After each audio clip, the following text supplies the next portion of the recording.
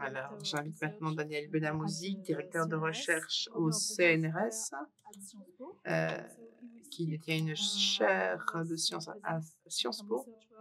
Il va nous parler des stratégies de lobbying en France, les réussites et les échecs. Et je pense que c'est important de souligner que parfois, on perd, qu'on ne gagne pas qu'il ne gagne pas à tous les coups.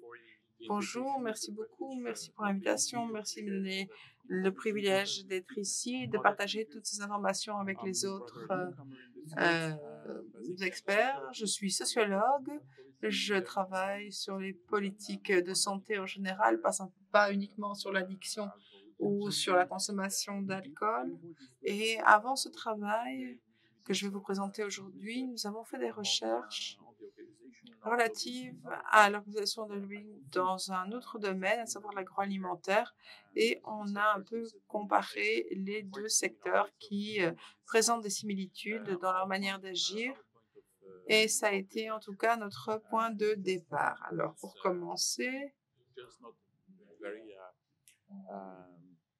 ce n'est pas un exemple très fort, mais voilà ce que l'on peut avoir comme interaction entre producteurs de vin d'un côté et décideurs politiques de l'autre. C'est en tout cas le type de relation qui peut être observé en France. L'une des structures de l'activité de lobbying, c'est de cibler vraiment le sommet de l'État avec un certain succès, et c'est particulièrement le cas avec le Palais de l'Élysée et notamment avec le président de la République. Et donc,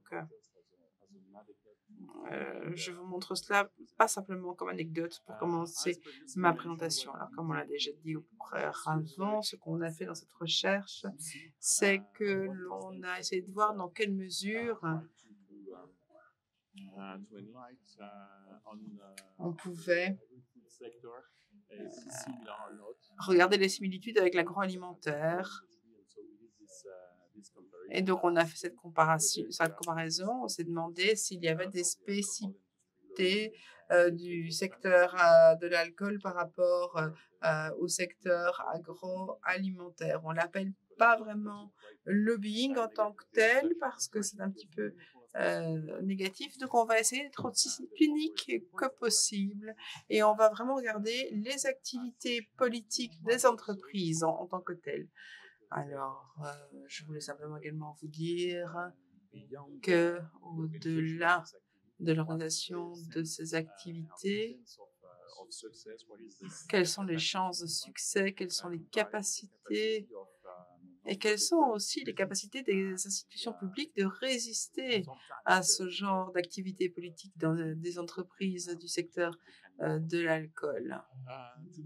Alors, pour cette recherche, qui a été donc publiée dans un rapport, et c'est pour moi l'opportunité de remercier Santé publique France qui a financé ce travail que j'ai réalisé avec ma collègue Joanne Cortinas. Donc, méthode mixte, qualitative, quantitative, que nous avons déjà pu utiliser auparavant pour l'agroalimentaire. Nous avons donc extrait des données de réseaux sociaux. C'est l'une des caractéristiques de cette industrie.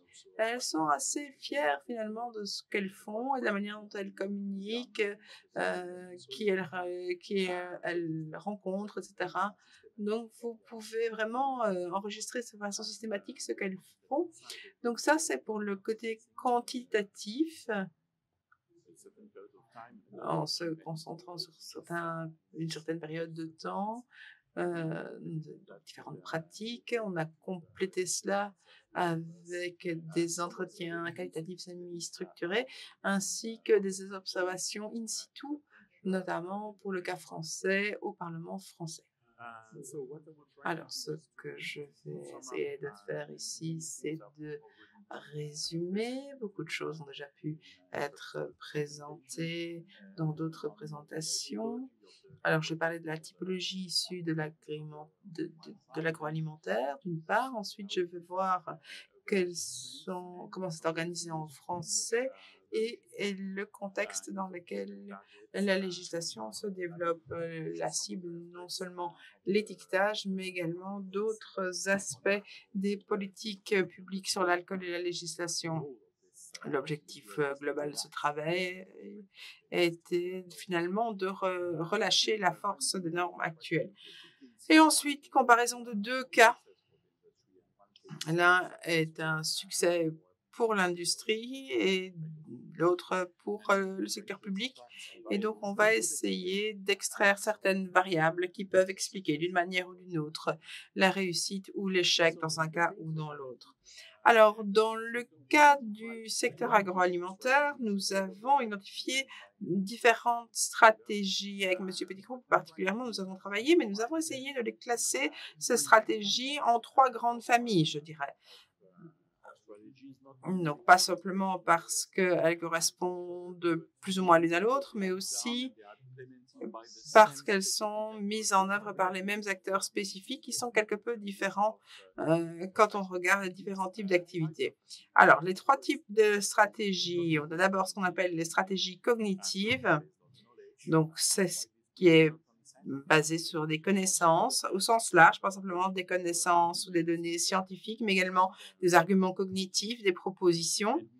Et on a fait la distinction assez facilement, la fourniture, enfin le fait de donner des connaissances biaisées par une certaine ignorance qui est reprise finalement dans ces connaissances, également des stratégies qui sèment le doute. C'est vrai pour l'industrie du tabac, c'est aussi vrai pour l'agroalimentaire. Et puis quelque chose qui est tout à fait vrai pour le secteur de l'alcool, c'est un espèce de recadrage systématique des données systématiques, des données scientifiques. Et donc, on parle beaucoup là de la culture, du terroir, donc vraiment la valeur culturelle de la terre, plus particulièrement pour la viticulture.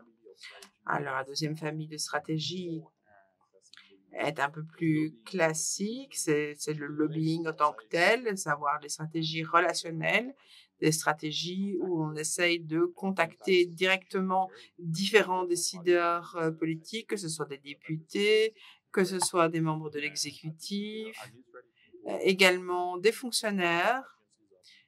Les personnes des agences publiques sont ciblées notamment. Et donc, c'est le type de connexion qui se fait. Ce travail très intense de contacter les gens, de les rencontrer officiellement, formellement, en écrivant des lettres, des documents plus spécifiquement pour ces personnes, eh bien, il y a deux autres stratégies relationnelles. Tout d'abord, le fait de conclure des alliances, voir comment on peut s'associer pour apporter des changements qui nous soient bénéfiques dans l'industrie. Je pense que c'est quelque chose d'intéressant. Le secteur de l'alcool ne joue pas tout seul. Et puis également la substitution des décideurs politiques qui, en promouvant des propositions politiques également. Et puis, il y a ce qu'on appelle les stratégies symboliques. Pour être assez simple, il s'agit d'une stratégie qui manipule l'image de l'industrie en tant que telle, qui la promeut avec un agenda de prévention. Parfois, vous pouvez avoir la santé publique d'un côté, et donc il y a une espèce de discrédit systématique de tout opposant, réel ou perçu, qui peut donc venir du domaine public. Ce qui était essentiel dans cette recherche, c'est que les différentes stratégies sont mises en œuvre par des acteurs spécifiques, par différentes organisations. Alors, je vous l'ai dit, je viens d'une organisation sociologique, on se concentre beaucoup sur ce type d'organisation, et donc ce qu'on a pu observer, c'est que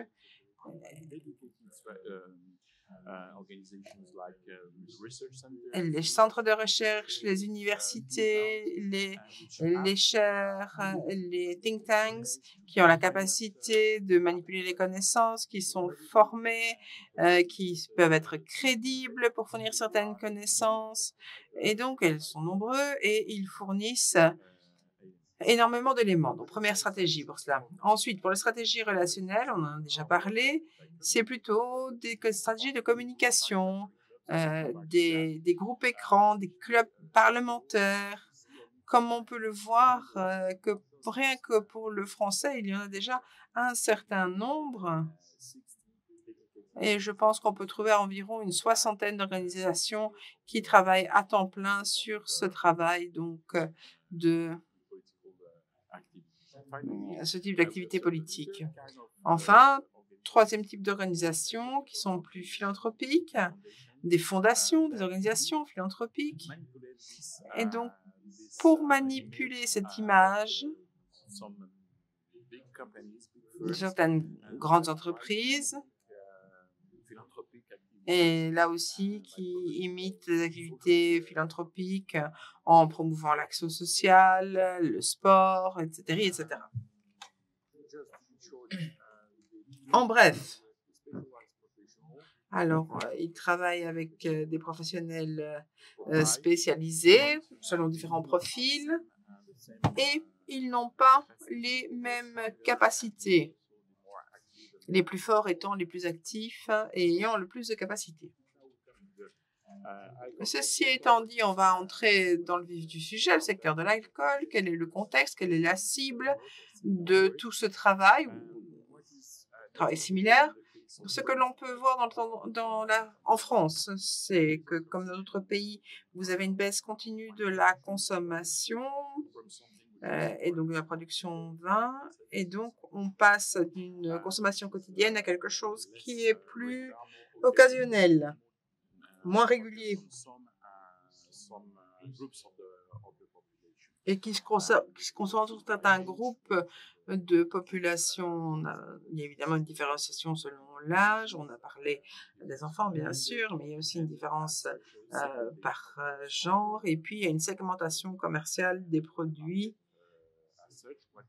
Ce qui est aussi assez important ici, et c'est plus particulièrement le cas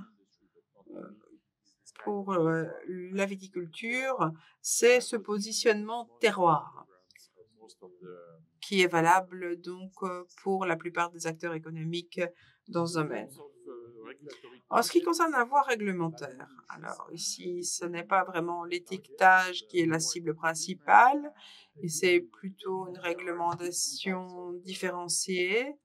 Il y a différents types de règles déjà existantes. Certaines sont à plus long terme et assez larges, notamment l'interdiction de la publicité au niveau de la fiscalité. Et puis, vous avez quelques réglementations spécifiques, finalement, sur des risques précis identifiés, que ce soit sur la route, au travail, dans le sport, ou bien selon des publics vulnérables par rapport à leur âge ou par rapport aux grossesses.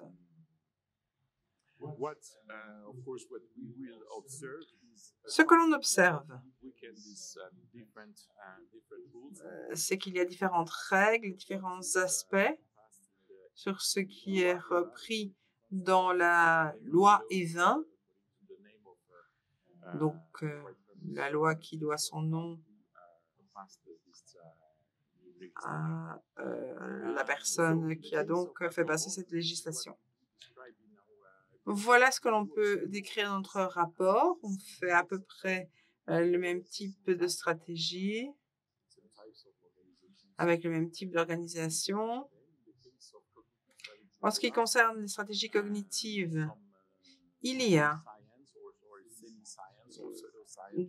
des données scientifiques, semi-scientifiques ou pseudo-scientifiques. C'est ce qu'on a appelé également le paradoxe français, où il y a des scientifiques qui se sont regroupés. Bon, la plupart venaient de la région de Bordeaux d'ailleurs. Alors, certains ont débattu des caractéristiques des polyphénols par rapport à l'éthanol. Et donc, c'est ce type de débat, mais en général, ce qui est plus récurrent, c'est plutôt une opposition ferme, disant que nous devons nous montrer plus dubitatifs, c'est plus complexe, la corrélation, la causalité n'est pas tout à fait claire, on ne peut pas être complètement certain que ce soit mauvais pour les humains. Et puis, il y a un travail massif dans cette sphère pour recadrer le sujet. On passe de faits scientifiques à quelque chose de plus culturel, qui est plus terroir, qui est plus patrimoine, etc.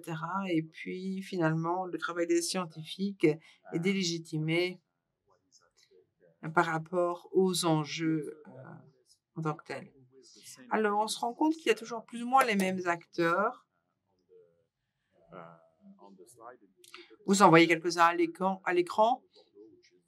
Et puis, évidemment, dans la région de Bordeaux, il y a donc le Conseil interprofessionnel des vins de Bordeaux, qui est très important au niveau de la viticulture. Alors, ce qu'on a pu également observer, ce sont les stratégies relationnelles en tant que telles. Alors, parfois, il y a différentes organisations, différents groupes, notamment à l'Assemblée nationale d'une part, au Sénat d'autre part. Comme on a déjà dit avant, il s'agit ici de cibler le sommet de l'État, le président plus particulièrement, mais pas uniquement. C'est aussi le cas pour le ministère des Finances et de l'Économie, par exemple,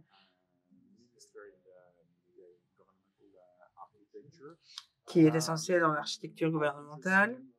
Alors, ce qui est essentiel aussi, c'est qu'il y a pas mal d'alliances intersectorielles très différentes en tant que telles, comme le secteur de la communication. Le lien est fort au niveau du budget publicitaire notamment, mais également sport et culture. La culture, on parle beaucoup du terroir. Et enfin, une autre stratégie qui est la substitution à l'action politique. Par exemple, il y a le janvier sobre, donc le dry January. Au dry, sec, on a préféré le mot sobre. Et donc, il y a également d'autres exemples de ce type d'activité relationnelle et politique. Et pour ce type de stratégie, nous avons identifié plus de 32 organisations spécifiques engagées à temps plein. Enfin, le troisième type d'activité, c'est très similaire à ce qu'on a pu observer avec l'agroalimentaire. On essaye d'avoir une meilleure image par des activités locales, des politiques locales, des activités locales. Et puis aussi discréditer autant que possible ceux qui travaillent dans la santé publique en les traitant d'hygiénistes, de prohibitionnistes, etc. Donc, on peut maintenant en venir aux deux cas d'études. Tout d'abord, une réussite pour l'industrie de l'alcool. Il s'agit de l'assouplissement assez significatif de la loi E20. Il s'agit donc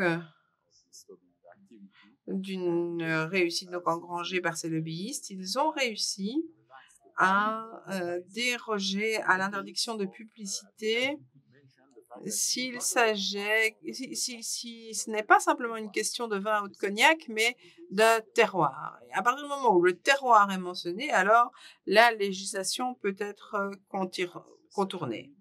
En tout cas, elle a été modifiée en tant que telle. Et donc, il y a eu des débats animés à l'Assemblée nationale notamment. Et cela illustre donc la force d'activité politique et des entreprises, et l'importance de la coalition avec les usual suspects de l'alcool, donc les médias, les acteurs de la communication, tous ceux qui sont donc impliqués dans cet argument. Et je voudrais beaucoup insister là-dessus. Ils ont un argument assez convaincant. Et c'est c'était en fait le côté collectif de la coalition. Ils se sont dit, eh bien, il faut mieux distinguer ce qui est de la publicité et de l'information aux personnes en tant que telles. Mais en fin de compte, ces messages ne diffèrent pas de beaucoup. Ensuite, il y a aussi des oppositions isolées, avec des ressources vraiment limitées, comme on l'a dit auparavant. Il s'agit d'une situation assez déséquilibrée et c'est dans ce cas, ils ont pu gagner. Mais on a un débat plus récent par rapport à une tentative, non pas d'assouplissement de la loi, mais ce qu'on observe, c'est que la situation est très différente dans le sport, notamment. Et le secteur a remporté des succès. Quand la coalition est plus faible, ce n'est pas l'ensemble du secteur de l'alcool, mais les brasseurs essentiellement qui étaient en première ligne, avec notamment les producteurs. Et les politiciens élus étaient moins nombreux, moins puissants, et même l'aspect cognitif de l'argumentation était affaibli également. Ce qu'ils ont essayé de faire passer, c'est qu'il y avait un lien entre être heureux par le sport et être heureux en consommant de l'alcool dans le même genre d'activité festive. Mais le lien n'était pas très convaincant, ça n'a pas très bien fonctionné. Et ça n'a pas très bien fonctionné auprès des parlementaires. Et donc, il y a eu beaucoup d'opposition, même au sein du gouvernement, avec un équilibre qui n'était pas très clair. Donc, le ministre de la Santé a pu marquer son opposition, ce qui n'était pas le cas dans la situation précédente. Et je vais terminer sur ce point. Quand on compare les deux cas, ce qu'on remarque, c'est que bien sûr, la force et l'importance de l'alliance est clé. Et ça ne se joue pas uniquement autour des acteurs du monde de l'alcool, mais aussi via des alliances à l'extérieur du secteur, avec des acteurs de la communication. Et là, des succès ont été remportés grâce à leur capacité de lobby et aussi en fonction des budgets en jeu. Par contre, pour le sport, l'alliance était moins puissante, plus locale, avec des parties prenantes moins expérimentées. Donc, je voudrais mentionner l'importance de la force du narratif. Et c'est là qu'on a besoin d'universitaires et de penseurs dans le domaine. Peut-être on reviendra sur ce point pendant la discussion, mais je voudrais souligner l'importance de connaître ses ennemis. Clairement, c'est essentiel. Il est essentiel également d'avoir la capacité d'inclure le public et aussi un facteur qui ne vient pas de l'industrie alimentaire, du tabac ou de l'alcool ou de l'industrie chimique, mais un point sur lequel on a travaillé précédemment qui vient du secteur pharmaceutique. En France, vous avez une obligation de publier tous les euros que vous dépensez sur des activités de promotion. Et nous avons une base de données nationale, Transparence Santé,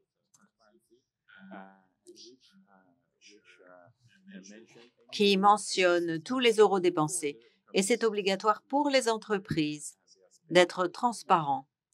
On pourrait imaginer, et c'est quelque chose que l'on a proposé pour l'industrie alimentaire, et je suis sûre que ça pourrait être très utile dans le secteur de l'alcool, vu l'impact si fort sur la santé. Pourquoi pas une obligation de transparence? Et des législations existent en ce sens. Il s'agirait de les adapter à d'autres secteurs. Et c'est essentiel quand on parle de santé publique. Donc, je vais m'arrêter là. Désolée d'avoir été trop long.